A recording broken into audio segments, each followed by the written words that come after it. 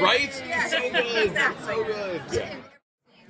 It's going to be, like, the way we're approaching it is, in particular, I feel like the back half of season 1, we really found a nice rhythm of the cases being the spine, but really you've got all of the mythology, the serialization. So there will be a case almost every week, but the case is just the engine that lets our characters explore whatever issues they're dealing with.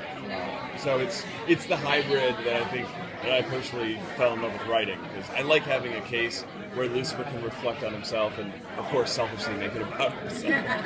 Oh, this is good. We will have him singing in the premiere. Yeah. Right? Yes. So good. Exactly. So good. Yeah. In every episode with the Right, song. I know. We have to hold ourselves back. We're like, I mean, what could he sing in this episode? No, we can't do it every episode. It's awesome, and it's something. To me, it's one of the things that makes the show unique, and it's one of the things that I think wonderfully just comes from the comic. Like, this idea that he has a piano bar it feels so arbitrary on its face, but to me it speaks to the classical nature of the devil and his love of every era of humanity, and that sense of like, oh, music is a desire amongst all the other desires, and him being able to embrace that in that way is just, it's so much fun. And Tom's not a bad singer. I mean, Dr. Linda is the easy one, because, I mean, Rachel Harris is fantastic, and believe me, we tried to figure out ways to make her the police captain. But sadly, we just could not jump over those hurdles. And, you know, as we realized, it's actually great that she's sort of in her own world. She's almost like his sanctuary. So as much as we want to bring her in more, it's actually really nice. And we'll have episodes where she blends in more. We've got episode 4 where she's meeting a whole bunch of the characters, including Ella, our new character, played by Amy Garcia, who's awesome. Like, this season is all about blending our characters together and meeting them. So even though she's not involved in the cases, she'll still be involved in the personal lives of people. And that's been the fun, is finding those unexpected friendships, finding the unexpected dynamics.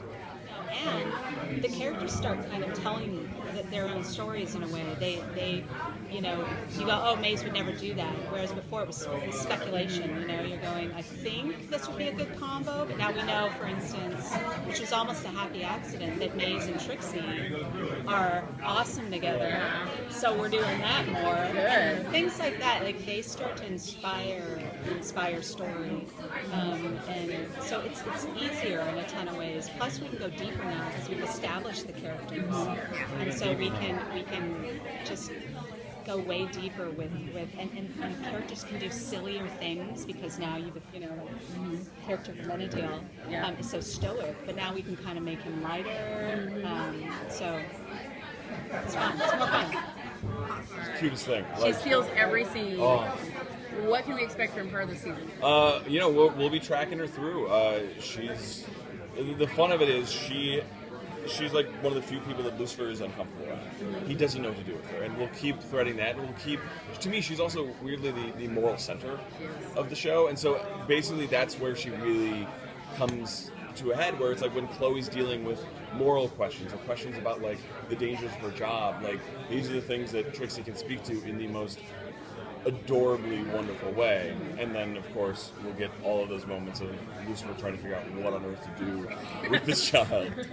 They're so good together. She's good with everyone. That's a very good question. Let me see. We will be building to some inter-character romances. For the beginning of the arc, it's mostly dealing with Mom here and what that does to us. But we're definitely laying some seeds in the further half of the season that will build to some romantic things.